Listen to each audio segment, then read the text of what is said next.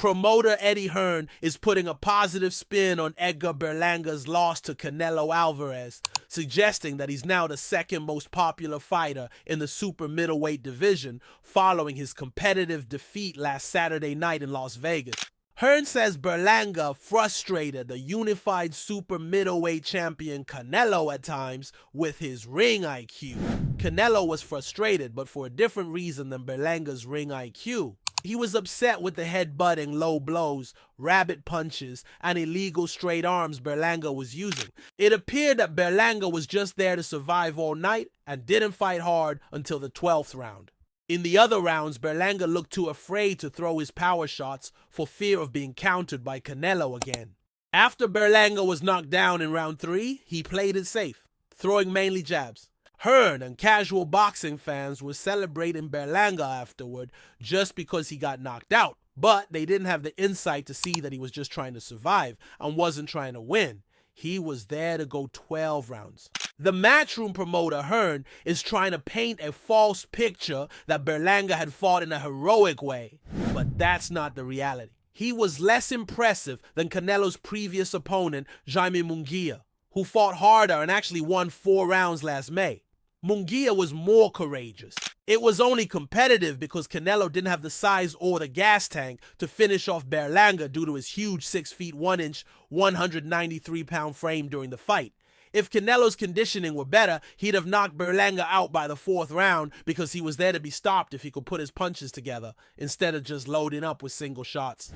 Berlanga's weight of 193 pounds is the reason he could take Canelo's punches. When a light heavyweight takes on a super middleweight, they can withstand their punches a lot better than when they're competing in their natural weight class. If you stick Berlanga in with light heavyweight champion Artur Beterbiev, we'll see how good his chin is. Obviously, Berlanga will never fight Beterbiev because his management is too calculated to risk putting him in with someone who would knock him out and cut off the spigot to the oil well that is pumping in that black gold. Berlanga got up from the 3rd round knockdown and just took the punishment for the remainder of the fight, playing it safe. He used a lot of illegal roughhouse tactics that angered Canelo, which was why he was frustrated with him.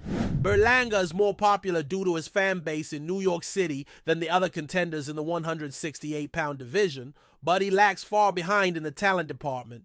However, Berlanga isn't really a true super middleweight. He's a light heavyweight that boils down to 168 to compete against smaller fighters. Berlanga is like another David Benavidez type of weight bully, but with less talent, more of a self-promoter, and has a shorter shelf life. He needs to be protected more than Benavidez.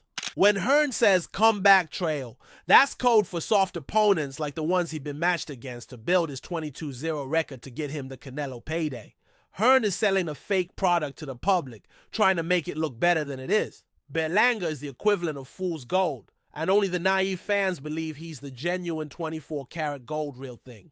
Berlanga is not a new star, and Hearn isn't going to be able to transform him into a steady money driver, like an oil well that pumps black gold for many years. Without protecting Berlanga by matching him against soft opposition that the fans won't be excited to see, he's going to lose if Hearn matches him against good opposition. So proud because he's never boxed anywhere near that level before, and you know, one of the things that we probably wanted and needed was that fight between where he's been fighting those levels and Canelo Alvarez, and it was such a huge jump that the worry is that you're out of your depth.